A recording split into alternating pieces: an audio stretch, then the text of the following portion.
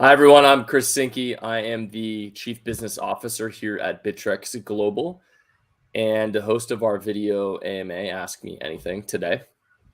And I am joined by PKT, and our guest is Caleb James DeLisle. He's the lead developer at PKT. And Caleb, I hope I pronounced that correctly.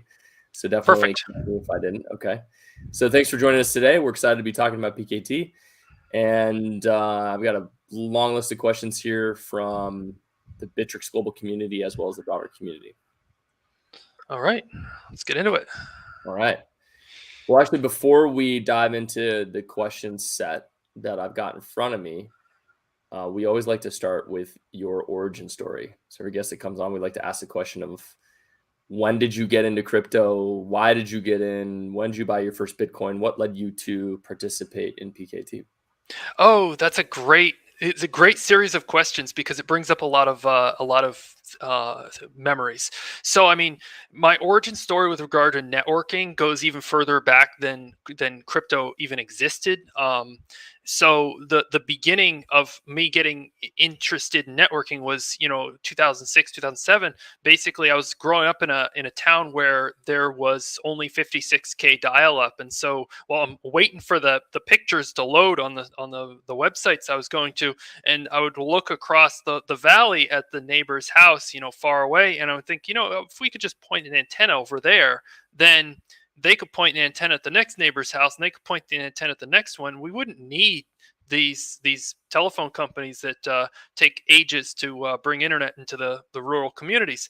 So, fast forward a couple of years later, I mean, obviously Bitcoin came out, and of course, the first couple of times I read about it, I dismissed it like most people, and and then I started to become aware of it, and I think I got into the Bitcoin community right about the time of the My Bitcoin fiasco, where these anonymous people disappeared with all this money, and that was about the time that I became really actively involved.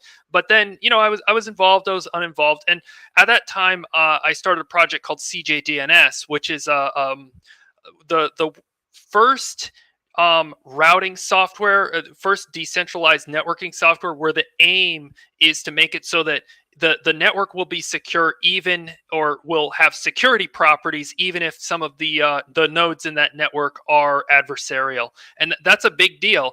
It's typical to have adversarial computers in a network, but what's not typical is to have adversarial routers. And so to be able to deal with routers that may be adversarial, that was a shift.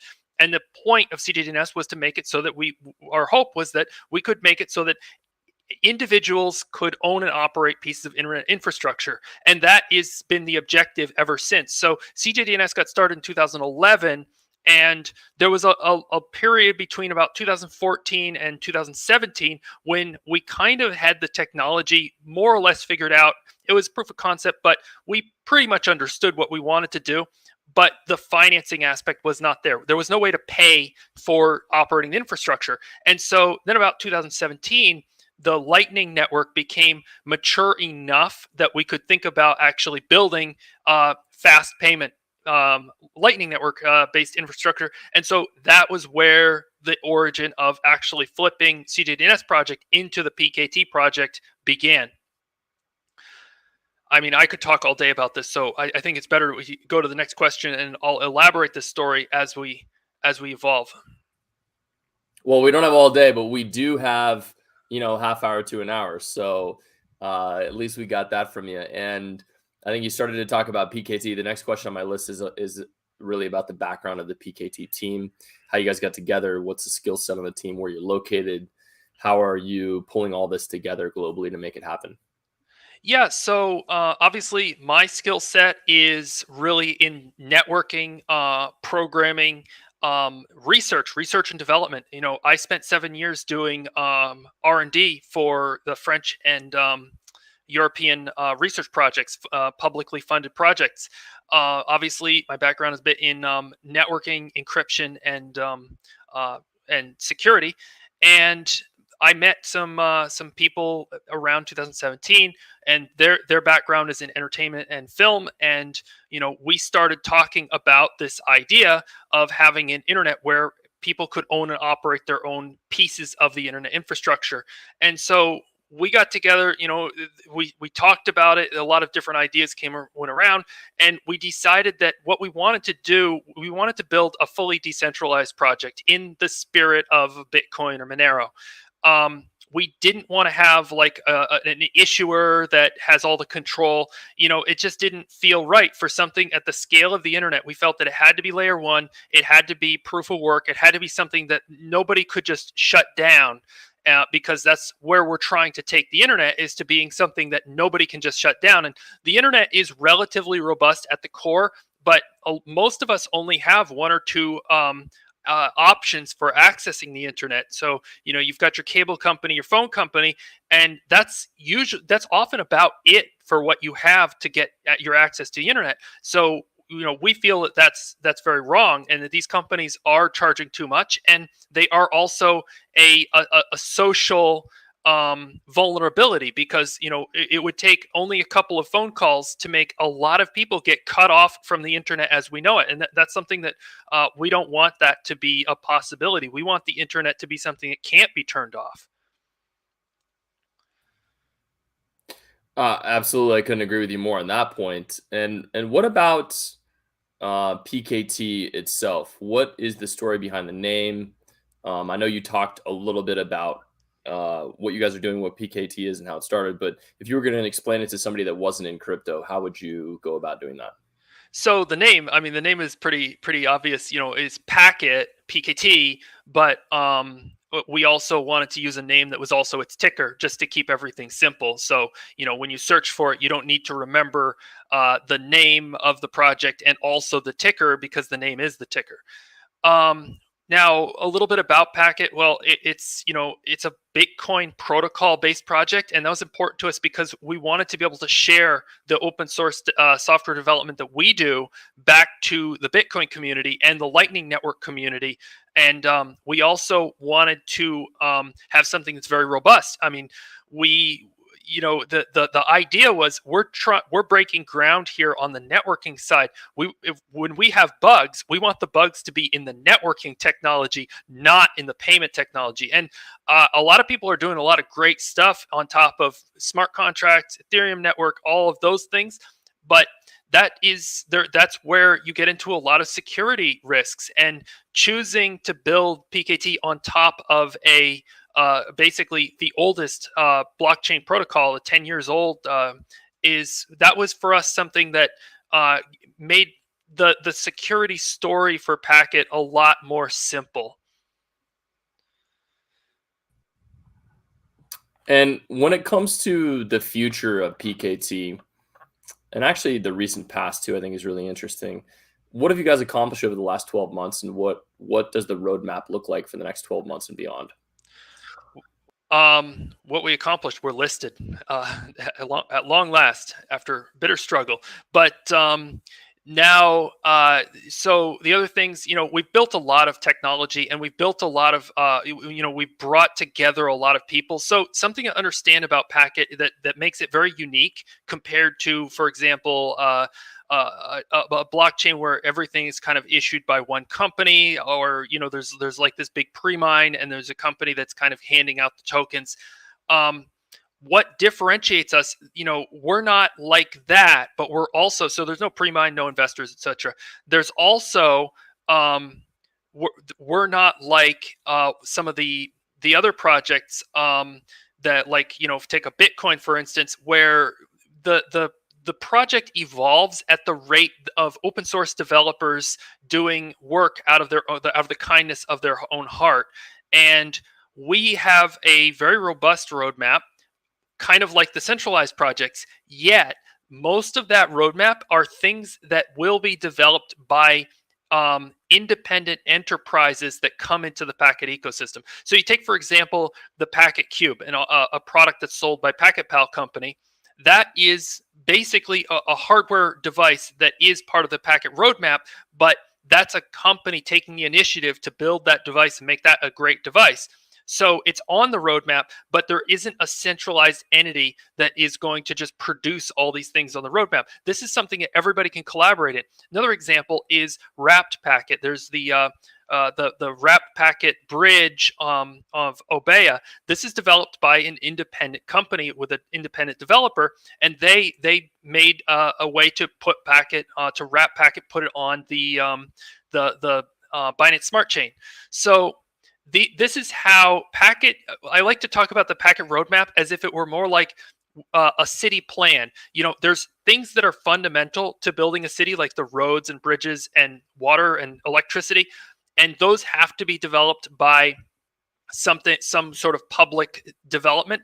But there's also the restaurants and stores and shops and services that exist that make that city what it is, and those are independent businesses building independent things. And so when we wrote the roadmap, we identified many of these things that can be built by independent businesses in the Packet ecosystem, because that's what we're building, is an ecosystem. And as a follow-up to that question, one of our users asked specifically, so I'm just going to read this verbatim.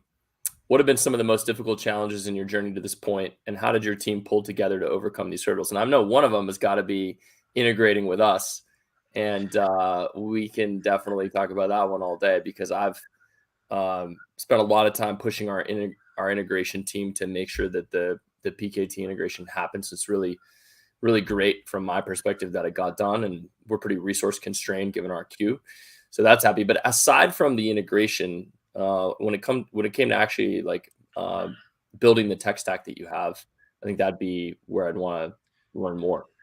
Yeah, I mean, on the technology side, obviously, all software has bugs, and there's always been an ongoing development and continuous improvement on the software. But for me, that's not really the hard part. I have a lot of experience developing software. Like that's pretty normal stuff. The things that have really been the hardest, I think the hardest thing was that we started this project in late 2019, and for anybody who's been living under a rock for the past 4 years, we had a global pandemic immediately after starting the project. So that really kind of set us back, and not being able to talk to investors about the companies that we were seeking to start up, that those companies were going to exist in the Packet ecosystem, that slowed things down. Obviously, we had our share of people that were not really that helpful. I think that's kind of par for the course. I think that on the technological side, everything was was the easy part. The hardest part was just dealing with the business aspects. And our team, I mean, our core community members have just pulled together and really believed the vision and stuck with this project since basically 2018 was when the discussions about Packet started, and the level of dedication from some of the core community members is just incredible, because we're here now, and through every up and every down and every setback, these people have stuck to the vision and the project. So, I mean, I think that if you're to ask what is the way that we've overcome these things, it's just been through sheer stubbornness and belief in the vision. And how does PKT plan to drive to mass adoption, or what are your plans around your position in the crypto ecosystem? And within that, how are you, and I have this on my list here, how are you going after non-crypto consumers? Yeah. So the way that we aim to, so one thing is that because we've had so much time, I mean, I started this in 2011, and a lot of the, team got involved in 2017, 2018. So we've had a lot of time to think through what the plan is. And for us, the plan is that we're going to bring entrepreneurs. That's our first target, is entrepreneurs who want to build a better internet. We bring the entrepreneurs in, and the entrepreneurs will make wonderful products, and those products are what the regular person's going to buy. So be that product an app, be it a device like the Packet Cube, those are the types of things that we expect the end user to be using, that will give that's how they will interface with the Packet ecosystem. We don't expect a regular person, grandma, for instance, to be an internet service provider. That is something that we need to have somebody package that open source software and open source technology into a product that can then be used by that person. Now, that person has a difficulty with it, they have a support that they can call, all the things that you need in order to turn open source technology components and blockchain technologies into a product that everybody can use. Can you tell us about PKT Cash and what the difference between a token and a Bitcoin fork is, as you've mentioned on your website? I have that question in quotes here. Yeah. So the word cash in PKT Cash, that's just a nice nicety. If you want to call it something other than just PKT or Packet, you would maybe call it Packet Cash. Now, the other aspect of that question is, what's the difference between a token and a real blockchain coin? Now, in the old days, it was only coins. First project was Bitcoin, second project was Namecoin. I have some involvement in both of those. But then, after Ethereum came out, then Ethereum made the possibility to create tokens, and tokens started to take off. And what makes a token what it is basically somebody just invents, 10 billion tokens, and then say, okay, anybody want some tokens, you can buy them from me. And that can be good. I don't want to say bad things about that, because you can do tokens for really good causes. For example, you could have a tree token, where whenever somebody plants a tree, they get a token. That you can do really good things using tokens, community tokens, tokenized property, etc. But the problem with a token is that it really lives and dies by its issuer, and the internet is such a big thing. It is the biggest single system that exists in the world that's human created, that we would need to have something that is that transcends a token with an issuing body, that it's going to basically live and die by this company that registered in Switzerland or whatever. So that's why we definitely chose to go in the direction of like a Bitcoin style project. And looking forwards at the crypto industry as a whole, and a lot of the hot topics that are happening or being discussed right now, what's your team's thoughts on the future of both NFTs and the metaverse, and how you're going to interact, if at all, in those disciplines, if that's the right word? What kind of plans do you have to enter those spaces, if you haven't already started on that? So again, team, it's community. So we have a community. Some of our community are NFT owners. I am not. I can tell you what my opinion is of it. My opinion is that NFTs that represent real valuable property, for example, a tokenized representation of a bandwidth lease, and that's something that we're looking at getting into specifically, is tokenizing bandwidth between point A and point B. That's something that is very real. I do not believe in NFT artwork. Maybe there can be some value to remunerating the artist. I don't believe that the $1 million monkey is a thing. I think that people are making a mistake.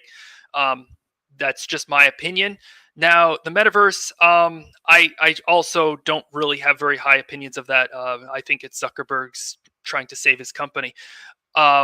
What I do have very high opinions of is called the Fediverse, which is a decentralized social network where there are multiple different servers operated by different people, and those servers are interoperating with one another in order to produce something a bit similar to Twitter.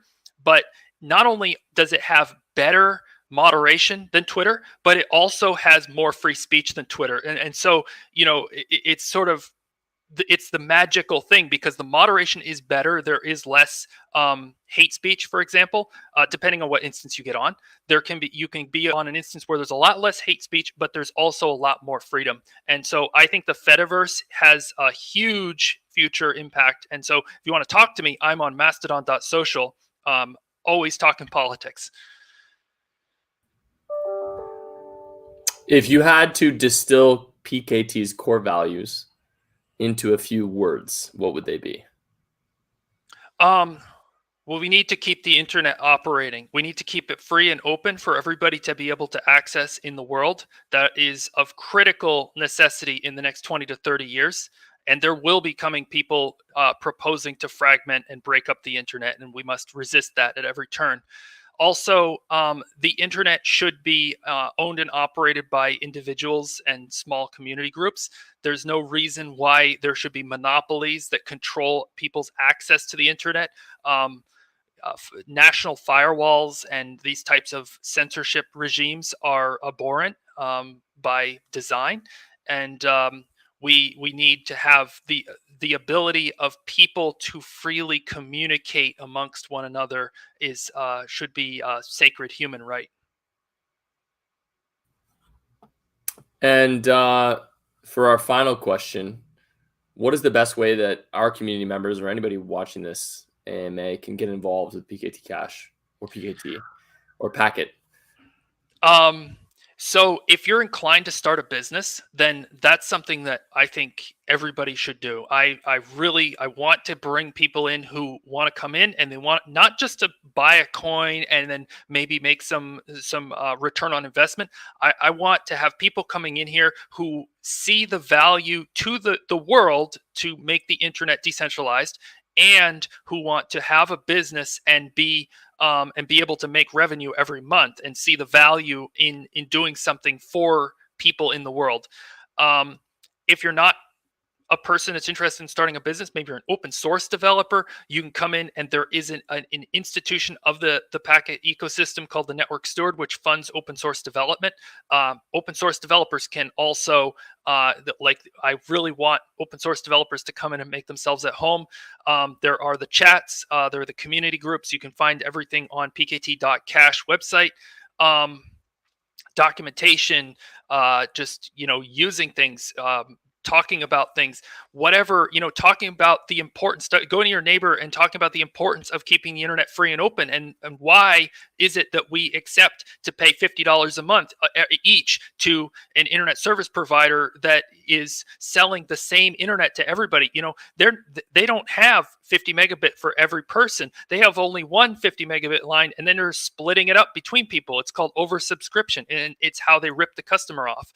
These are the types of things, these are conversations that we need to be having in order to talk about actually making the internet something that is owned and operated by the people. And so for our final question, before I ask if there's anything else you want to talk about or mention, as you could talk about PKT and politics, a whole bunch of other stuff. I'm sure you're a fantastic communicator all day long. What's the best way for... Oh, sorry. We just went through that. So let me actually go to the next thing that I wanted to just open it up to, which is there anything about PKT we didn't cover in this AMA that you wanted to mention to make sure our audience is aware of? And then after that, I'm curious to get your thoughts on the industry broadly and what you think is going to happen over the next few years, what we should look out for. Yeah. Okay. So the really important thing about Packet from the beginning is the Packet crypt bandwidth hard proof of work. We have created the world's first proof of work algorithm, which is bandwidth hard. So you'll recall, from the beginning, it was SHA-256 with Bitcoin, and then Litecoin used the S-crypt, which is known as memory hard, meaning that using memory, you could mine faster, and then things like Chia, which are storage hard, and Packet Crypt is the world's first bandwidth hard proof of work. So you mine it using your unused internet bandwidth. And I touched briefly on this aspect of oversubscription, and oversubscription is an incredibly corrosive practice by monopolistic telcos. What they do is they buy X amount of bandwidth, and then they sell you X amount 5, 10 times over, and then they're making money off of all these people using the same bandwidth over and over because they're betting that not everybody's going to be using the internet at the same time. The reason why it's corrosive is because the bigger that ISP gets, the more that they can oversell those internet connections, and the more power that they get. That's what causes ISPs to become monopolistic. That's why you only have one or two choices.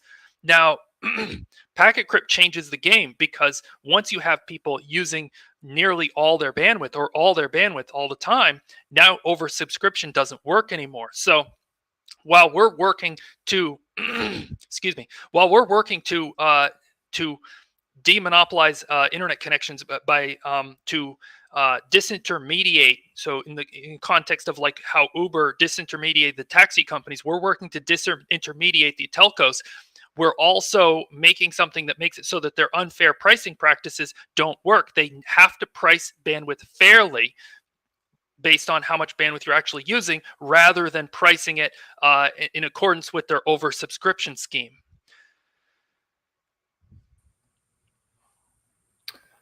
Well, I don't have another question on my list for you. I think it's been fantastic having you on this AMA, Caleb. So I want to say thank you for coming on and talking about PKT and everything else. And I think we all learned a lot about PKT. And in terms of the future, I'm excited to see what your next announcements are. Keep up with the adoption that you guys are building, and the next things that you start to participate in. And then for all those that are listening, please go to www.pkt.cash to stay on top of things, to learn more information. And that's pkt.cash. And if I haven't missed anything, I just would like to say thank you again for your time. And please extend our thanks to the PKT team. Thanks for having me. It's been a pleasure. All right.